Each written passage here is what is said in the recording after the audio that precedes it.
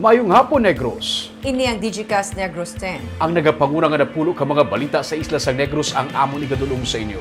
Updin ninyo kami via Facebook, YouTube, kag sa among website www.digicastnegros.com. Kag sana makami malantaw sa KK Channel 11 sa Kabagalan City, Himamaylan City, kag Banwasang Ilog.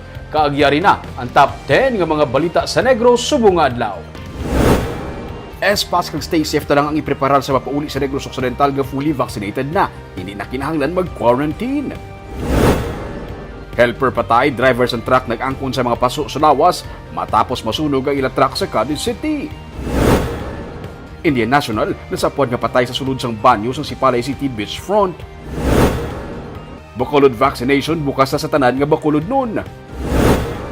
Kag sa Good Vibes Cotton Candy Maker ginapalipay sang iya mga nanginsuki sadto. Inatanan sa Digicast Negros X.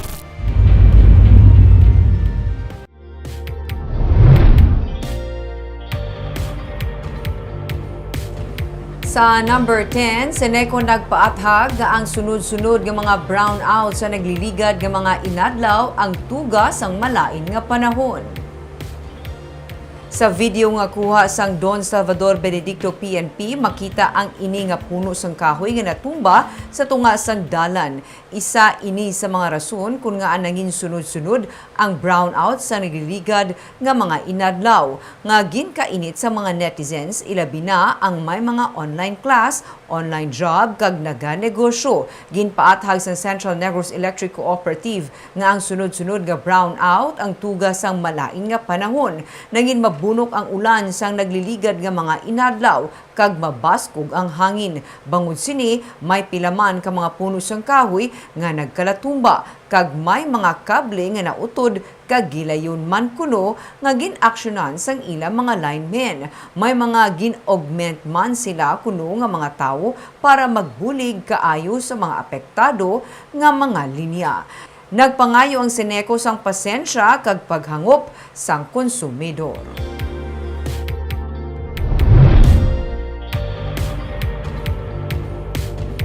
Sa number 9, 7 ka mga personnel sa birthing unit sa Sipalay City nagpositibo sa COVID-19. May isa man nga empleyado nagpositibo sa virus sa City Treasurer's Office. Inisunod sa kay Junilo Bugtae, Executive Assistant kag pamuno sang Sears o Sipalay Emergency Assistance and Rescue Services. Naka-lockdown sa karon ang duha ka mga talatapan humalin pa sang kahapon para sa disinfection kag padayon nga contact tracing. Sa birthing unit, 4 ang una nga nagpositibo sa virus. Kag sa contact tracing nga ginpatigayon, may 3 nga nagdugang. Sa City Treasurer's Office naman, ginahulat pa ang resulta. Magapahibalo ang syudad kung saan uliwat nga magabukas ang natungdan nga mga talatapan.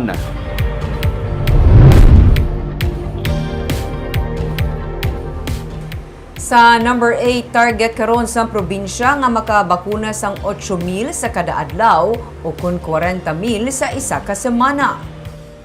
Suno kay Provincial Administrator Rayfrando Diaz, ini natungod nga madamo karon sang supply sang Pfizer vaccine nga nag-abot.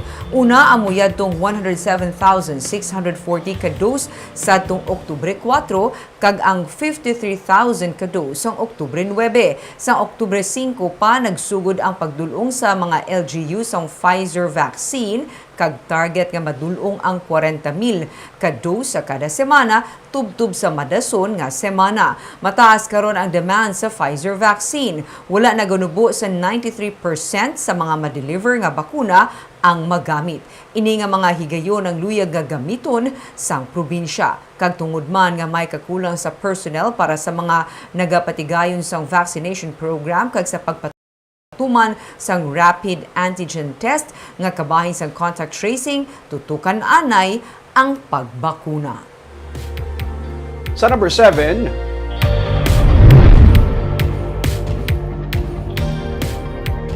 driver pilasod matapos matumbang yang ginamaneho nga canter kinasang aga sa Eroreco Subdivision sa Bacolod City. Yaring report.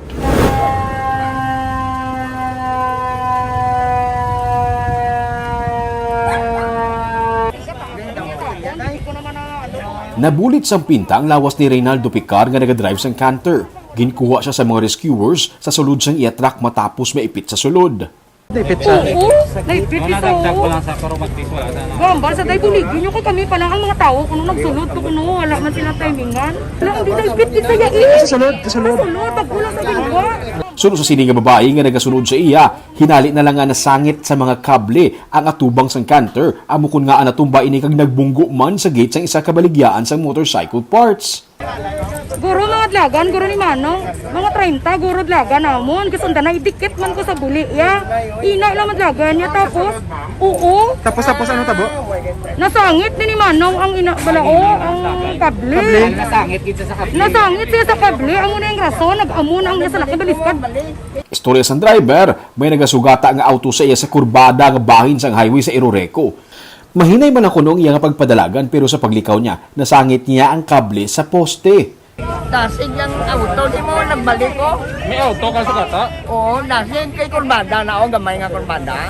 Nagbalik ko pagbalik, dinirikta ko niyo. Kung way ko nagwarik, mungguan ko sa.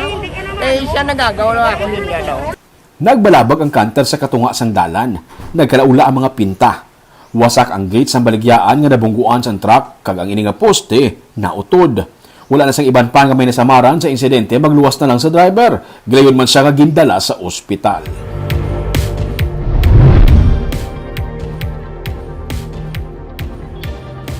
Sa number 6, katapos ang transport group sa Negros Occidental ang magahinyo sang duha ka piso nga saka sa plete.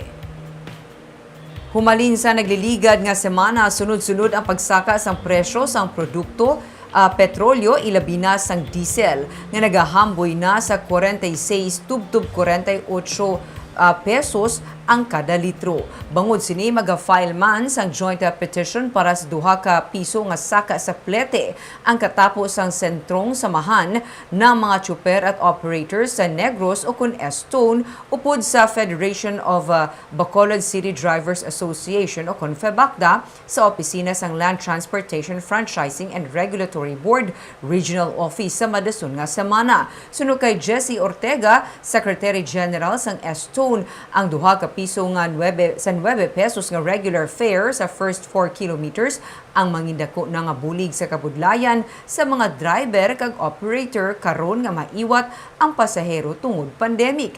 Nagalauman si Ortega nga mangina paborable ang desisyon sang LTFRB Regional Office bisan pa gindenay sang LTFRB Main Office sa Manila ang petition sang Transport Group sa Metro Manila angot sa 3 pesos nga fare increase. Plano sang grupo nga kun hindi matugutan ang ilahinyo, mapilitan sila nga magpatuman sang aksyon protesta.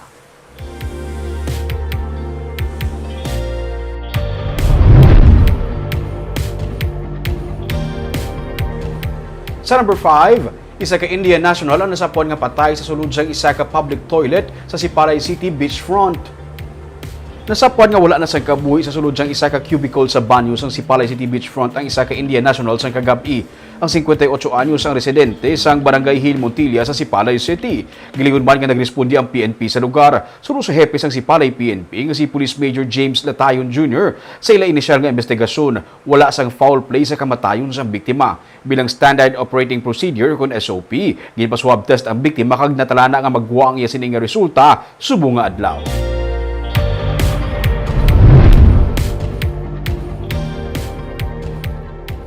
Sa number 4, helper nga naupod sunog sa iya ginasakyan nga truck nga nagakarga sang gasolina ang nakilalan na.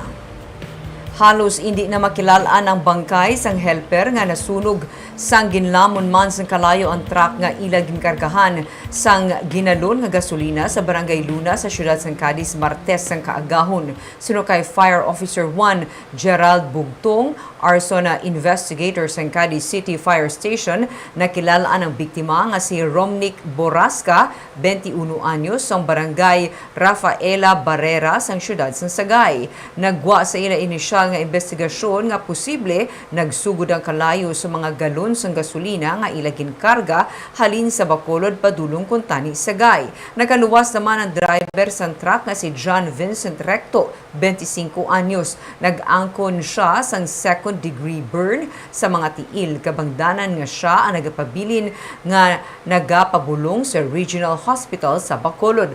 Wala pa man makapakig-angot sa otoridad ang tag-iya sang truck nga nasunog.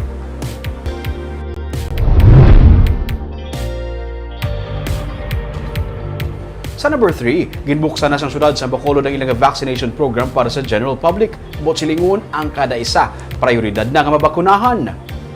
Bungod man sa mataas nga COVID-19 related deaths sa bulan sa Setyembre nga naglabot sa 168, nagdesisyon ang katapos ang Emergency Operations Center nga buksan ang COVID-19 vaccination program para sa 18 anyos pasaka. Nagwa nga ang 140 sa mga napatay ang unvaccinated, ganit top priority sang EOC ang tanan nga qualified nga magbaton sa COVID-19 vaccines sunod sa kay ang Executive Director sa Bacolod EOC. Ganit magluwas man sa ginextend nga vaccination program sa mall, pagasugdan man sang EOC ang pagbakuna sa mga kabaranggayan. Parayon man nga ginahaylo sa syudad ang mga residente nga magpabakuna agud sa virus kag balabot ang ginalauman nga herd immunity antes matapos ang tuig. Sa number 2, mas ginapadasig karon sa nga probinsya ang pag-release sa nga vaccination cards nga may QR code sa mga nabakunahan sa Negros Occidental. Paathag ni Provincial Administrator Rayfrando Diaz, gikan sa mga vaccination sites o kung sa mga local government units, dapat ang listahan sa mga fully vaccinated nga nalagdaan sa municipal health o kung city health officer kag sang alkalde ang ipadala sa provincial health office. Ang PHO ang magapasa sini para sa uploading sa MIS o kung Management Information System sang probinsya. Kunyara na sa MIS, ini ang sarang na ma-access sang tagsa ka LGU. Ang mga nabakunahan sa pagkuha sang ilang vaccination card nga may QR code ang dapat magpakig-angot sa ilang tagsa ka LGU. Ginatun-an pa sang probinsya kung pwede nga mangin personal na lang kasubong sa email ang pagkuha sang vaccination card nga may QR code. Ang pag-issue sini ang nasandig sa request sang natungdan. Ang vaccination card nga may QR code sarang na magamit sa biyahe tigaylos ang negative RT-PCR test result nga gina-require. We are stepping up efforts from the PHO nga kuhaon ang data dito halin sa aton nga mga vaccination sites per LGU. So ang LGU tamo mahatag sang master list nila for those fully vaccinated. Ihatag sa PHO, pirmahan na sang aton nga municipal or city health officer or sang with the mayor, hatag sa PHO, kita dayon ma-upload sa aton nga system. Once ara na sa MIS ang aton nga ID, no? The LGUs have access. Kag sa numero 1 sa mga balita, subong adlaw.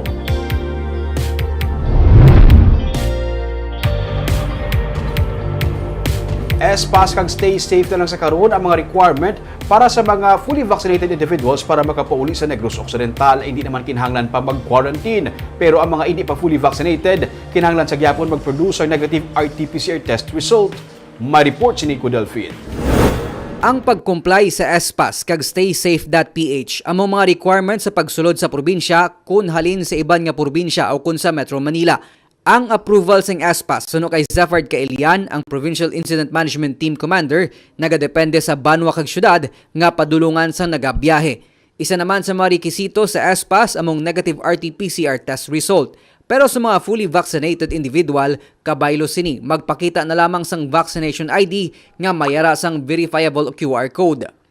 Sandig sa national protocol, hindi na sila kinahanglan mag-quarantine. Sa tion nga may mga makansel nga biyahe bangod sang bagyo, kag naaprubahan na ang ilang nga SPAS kag nag-expire ang negative RT-PCR test result, ipaidalom sila sang probinsya sa RT-PCR test sa ilang nga pag-abot sa Negros Occidental kag iga-quarantine pending sa ilang nga resulta. Kung hindi ka po vaccinated, para siya lang, then you go back to square one, RT-PCR. If you are unvaccinated, you go back again to square one. RT-PCR yapon. You have to coordinate with your LG of destination. Kaya ang LG of destination ang nag-recommend sa may endorsement ng LG of destination to the SPAS team to approve the SPAS. Amo na siya. Plano man sa Bacolod Emergency Operations Center nga i-synchronize ang travel guidelines ng syudad sa Iloilo kag probinsya sang Negros Occidental. Nga lunsay wala na naga-require sang negative RT-PCR test result sa mga nagapasulod nga pasahero nga fully vaccinated. Ginsiling na ni Dr. Chris Sorongon nga manginkabahin sang igapagwa nga executive order sang alkalde amo nga hindi naman pag i-require ang RT-PCR test sa mga pasahero nga gikan sa gwa sang Western Visayas. Basta ang ila vaccination cards nga nagapakita nga silang fully vaccinated ang gin-issue sang syudad kag kun ini nga vax certificate ang gikan sa Department of Information and Communications Technology. Nico Delfin para sa Digicast Negros. Sa Good Vibes, isa ka cotton candy maker sa sulod na sang 35 katuig. Amo naman karon ang ginapalipay sang iya mga nangin customer nga mga kabataan sadto. Kun nga aton hibaluon sa report ni Romeo Subaldo. Hindi mo correct ako. Talaga, para ka. Siya si Nilo Diamante, isa ka cotton candy maker. Nakaagi siya plastar sa guwa sang Lasal, Saints Co, Waming, Sanag, Trinity, Taitong, halos tanan ko ng mga private schools sa Bacolod na pwestuhan niya na sa baligyaanis ng cotton candy. Hindi man siya kuno maka-steady tinir sa isa lang ka-eskwelahan kay sumud man magsigi kaon cotton candy. Parang skala ko lang. Oo. Natin ko sa semana, sa eskwela, balin lahat. Hindi na maamo ko lang. Kung pag-maintain ko, mas mura man kabataan. Ibang mo. Sa sulod sa 35 katuig nga paghimo sang cotton candy naging maayo ang lakat sa negosyo tubtob. Natabo ang pandemic. Wala na sang face-to-face classes sa mga eskwelahan gani wala man sa mga estudyante. Ang ginhimo niya, nagdalikyat sa pwesto sa likod sa Bacolod City Government Center para maka-income. Mga motorista ang iya customer kay hindi man pwede maka-standby sa BCGC grounds. Tambay diyan. Dahil ako makabintak 400. Baka 400 ka? Basta maghapon? 400 lang lubo. Siya may binta mo ko 700. Wala ka palaryes. Muna ka makabindilo binta ko 1,000 Sabado, Domingo. Damo na di. Di ka ginagsugod. Ang iya makina nga ginagamit sa paghimo sang cotton candy, saman mismo ang naghimo. Nakita niya inisang una sa Cebu sa nagaupod pa siya sa circus. Gintestingan niya ubra kag nasarangan niya. Halin sa kalabay nga may flavoring nga buko pandan kag strawberry, ginaamat-amat niya kahig sang stick ang maporma nga cotton kag ginasulod sa plastic kag ini ang gina-display sa iya nga baligyaan. Alcohol ang ginakarga sa iya nga burner kag mano-mano gali ang pagpidal para mag-andar ang kalayo.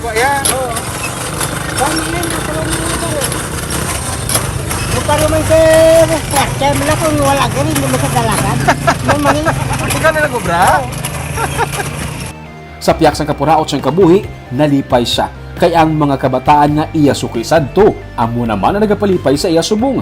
Kung malabyan siya nila, ginabaklan siya nila kag ginaduhulan sang tip. Nalala ka din ang graduate bayan nga gobrasan mo din. December, Paskwa. Sobra mga 4 mil na Paskwa ya sa akin. Ah, grabe ba? Katulog ko, ginapukalo ko yun. Ano pa maawit ka lang. Ano pa sinilaba. Kilala ka pa nila gali sa subong?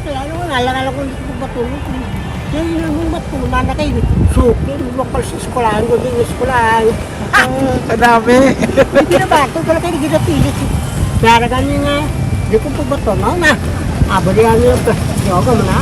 Kaya nila na kwarta mo lang kasi bahala. Kagang iban sa ila, kung may birthday sa kabataan, ginaagda siya para magplastar.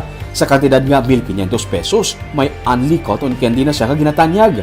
Sa mga kumpanya sang iya mga suki ng mga kabataan sadto, gina-orderan man siya sang tigdamo. Mayara gani kuno sa isa ka kumpanya nga nag-order sang 500 ka putos ang cotton candy. Nalipay si Manong Nilo kay bangod sang kalipayan niya nahatag niya sa una sa iya nga mga suki, subong. Sila naman ang nagapayuhom sa iya. Bago ko maglantaw ka na sa drum na balas kag ginamo to bala. do maka-bring back sa memories ng bata ka sa mga eskwelahan, di ba? Do mo ginagila lili so na before ka magkaon sa imong Sa cotton grade 2, candy. kuming sa Jack and Chilia. Kanago ako yun. Do ka, di ba, malingaw ka na nga daan. Matulog ka ho. So yung sugo inu army mo man barb syempre. Matanaw sa color kalingaw, balaki ka colorful nga daan. Kag hindi lang na bala pink sa unabing, di ba? Malundog. Although pink, hindi yan dome. Pag iban, may lain-lain nga pa. Iya kagina do blue kag pink. Amo to. Pero kanami kay... Ang mga kabat gindumdum sa gid iya nga mga suki nga mga kabataan sa una nga. Ala no nga ka pa di so invite sa mga birthdays, sa mga kumpanya.